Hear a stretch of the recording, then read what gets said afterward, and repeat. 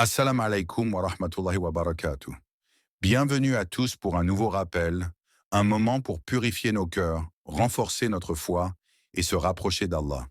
Installe-toi et ouvre ton cœur. Il y a un jour, dans le tourbillon des 7 qui composent notre semaine, un jour que le ciel regarde avec tendresse, un jour que la terre accueille avec espoir. Ce jour, c'est le vendredi, un rendez-vous divin. Entre ton cœur fatigué et le rappel qui guérit. Tu cours toute la semaine. Le travail, les soucis, les échecs, les pertes. Mais le vendredi, c'est une porte ouverte vers Allah. Une pause sacrée dans le tumulte du monde. Et si tu savais la puissance d'un simple dhikr ce jour-là, tu ne laisserais pas ton âme s'endormir. Le prophète a dit, le meilleur jour où le soleil se lève est le vendredi. Ce jour-là, Adam fut créé. Ce jour-là, il entra au paradis. Ce jour-là, il en fut sorti. Et ce jour-là, se lèvera la résurrection. Et toi, tu es là. Perdu dans le tumulte des jours, égaré dans le bruit de la semaine, et soudain, le vendredi revient, comme une lumière au bout du tunnel. Il ne parle pas fort, le vendredi ne crie pas. Il se glisse dans ton calendrier, sans décor, sans fanfare, mais son silence est plus puissant que 1000 voix. Car le vendredi, c'est une réponse discrète à une prière que tu as peut-être oubliée. Le vendredi, c'est comme un appel que seul le cœur entend. Un rappel que le temps n'est pas qu'un enchaînement de minutes, mais un souffle sacré, un battement divin dans le rythme de la semaine. Peut-être que tu n'as pas prié comme il fallait. Peut-être que tu as failli. Peut-être que tu n'oses même plus lever les yeux au ciel. Mais le vendredi, c'est Allah qui t'offre une porte. Pas pour les parfaits, mais pour les fatigués, les égarés, les silencieux. C'est pour toi. Il y a, en ce jour béni, une heure que personne ne connaît.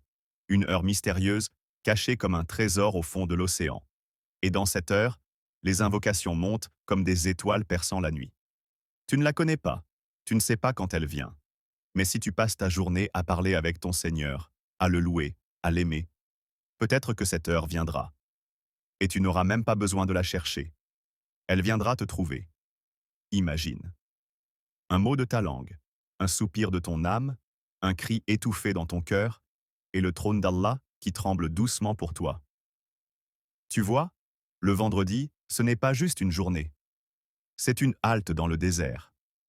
C'est une oasis pour l'âme. C'est une caresse céleste, dans un monde qui brûle de vitesse et d'oubli. On t'a peut-être dit que la vie était un combat, mais on ne t'a pas dit que le vendredi était une trêve, un abri, un moment suspendu, où le ciel est plus proche, où la terre semble écouter. Alors lève les yeux, lève le cœur, oublie ton téléphone un instant, coupe la routine, fais taire le monde, et écoute. Le silence du vendredi parle mieux que 1000 discours. Il te dit, tu n'es pas seul, tu n'as jamais été oublié, et ta voix, même tremblante, peut faire frissonner les cieux. Il y a des jours où ton cœur devient lourd. Pas à cause du monde extérieur, mais parce que, à l'intérieur, quelque chose manque. Comme une lumière qu'on aurait oublié d'allumer. Et ce vide, tu essaies de le combler avec 1000 choses. Tu scrolles. Tu sors. Tu manges. Tu dors. Mais rien n'apaise vraiment. Rien ne calme cette fatigue étrange qui n'est pas dans les muscles, mais dans l'âme. Et puis un jour, tu t'arrêtes. Tu dis, presque sans y penser, Subhanallah. Et soudain, quelque chose change. Ce ne sont pas juste des mots. C'est un battement. Une pulsation divine. Un murmure d'éternité dans ton quotidien. Quand tu dis Subhanallah, tu éteins l'illusion. Tu regardes le monde sans voile et tu vois, le monde est imparfait, mais Allah est parfait. Quand tu dis Alhamdulillah, tu remercies même les larmes, même les silences, même les absences. Parce que tu sais, il y a une sagesse derrière chaque chose que tu ne comprends pas encore. Quand tu dis La ilaha illa Allah, tu renverses les idoles. Pas celles en pierre, mais celles de ton cœur. Le regard des gens, le besoin d'être validé, la peur de l'avenir, la course au succès, tout s'efface. Il ne reste qu'Allah. Et là, ton cœur, il respire. Tu veux des preuves? Allah ne t'a-t-il pas dit, dans son livre, ceux qui ont cru et dont les cœurs se tranquillisent au rappel d'Allah? N'est-ce point par le rappel d'Allah que les cœurs se tranquillisent? Sourate Ar-Ra'd, verset 28. Lis ces mots lentement. Ferme les yeux.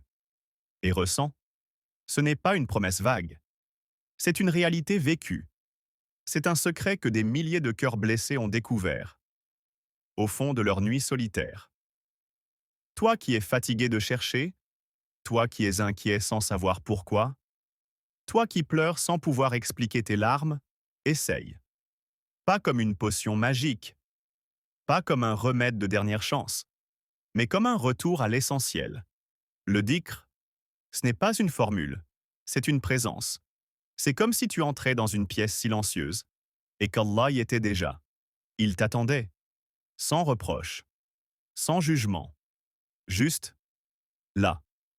Tu n'as pas besoin d'être parfait pour faire dhikr. Tu n'as pas besoin d'être un érudit, ni même en paix.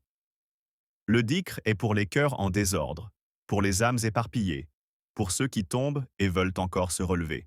Et tu verras, le rappel d'Allah ne changera peut-être pas immédiatement ta situation, mais il changera toi. Et quand toi, tu changes, le monde commence, doucement, à changer autour de toi. Alors commence maintenant. Juste une phrase, un souffle, un soupir vers le ciel. Astaghfirullah. Allahumma inni as'aluka. Ya Rahman. Peu importe les mots, tant que ton cœur y est. Car au fond, le dhikr n'est pas une action que tu fais. C'est une porte que tu ouvres. Et derrière cette porte, il y a la paix. Leïla n'avait jamais imaginé tomber aussi bas. Il fut un temps, pas si lointain, où tout allait bien. Un mari aimant, une petite entreprise florissante, des rires d'enfants dans le salon. Elle pensait que le bonheur allait durer. Mais la vie, parfois, elle frappe sans prévenir. Son mari est parti. Un jour, il est sorti, et il n'est jamais revenu. Pas même un mot d'au revoir, juste un silence, assourdissant. Puis l'entreprise s'est effondrée. Une dette par-ci, une mauvaise décision par-là, et tout ce qu'elle avait construit s'est évaporé. Comme un château de sable balayé par une vague glaciale. Leïla n'avait plus rien. Plus d'argent. Plus d'amour. Même la foi lui semblait lointaine. Elle passait ses nuits à regarder le plafond, le cœur serré, les poumons incapables de respirer profondément. L'angoisse ne venait pas la nuit. Elle vivait en elle. Tout le temps. Un poids qu'elle portait sans que personne ne le voie. Et puis, un vendredi, elle entra dans une mosquée. Presque par hasard. Ou plutôt, poussée par quelque chose qu'elle n'aurait su nommer. Il y avait un cercle de femmes. Elles écoutaient un rappel. La voix de la conférencière était douce, mais ferme, comme si elle parlait directement à elle. Répète la ilaha illa Allah 100 fois chaque vendredi. Fais-le avec ton cœur, pas seulement avec ta langue, et observe. C'était simple. Trop simple, pensa Leïla. Mais elle n'avait plus rien à perdre. Ce soir-là, elle essaya. Elle s'assit sur son tapis, éteignit la lumière, ferma les yeux, et dans le noir de sa chambre, elle murmura « La ilaha illa Allah ». Une fois, puis deux, puis 10, puis 100. Elle ne comprenait pas ce qu'elle faisait exactement. Mais ses larmes, elle, comprenaient. Elles coulaient sans bruit, comme si chaque mot ouvrait une blessure cachée. Mais aussi une lumière. Le premier vendredi, elle pleura. Comme on pleure quand on s'abandonne. Pas parce qu'on est faible, mais parce qu'on est enfin sincère. Le second vendredi, elle récita la même phrase et sentit pour la première fois depuis longtemps un souffle plus léger. Une petite ouverture dans l'épaisseur de sa peine, et au troisième vendredi, quelque chose se passa. Le silence ne l'effrayait plus. Le vide ne la vidait plus. Elle n'avait pas retrouvé son mari. Son entreprise ne s'était pas relevée. Mais elle s'était relevée. Il y avait une paix étrange dans son cœur. Une paix qui ne venait pas d'un changement extérieur, mais d'un contact, un lien, invisible, mais réel. Elle comprit alors. Allah ne l'avait jamais quittée.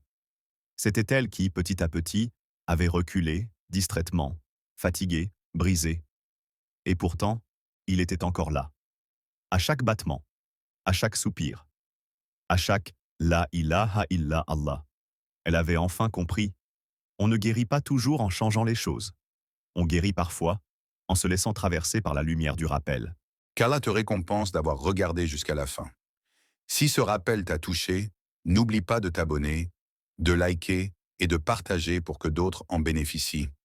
Chaque partage est une sadaqa jariya. On se retrouve très vite, Inch'Allah.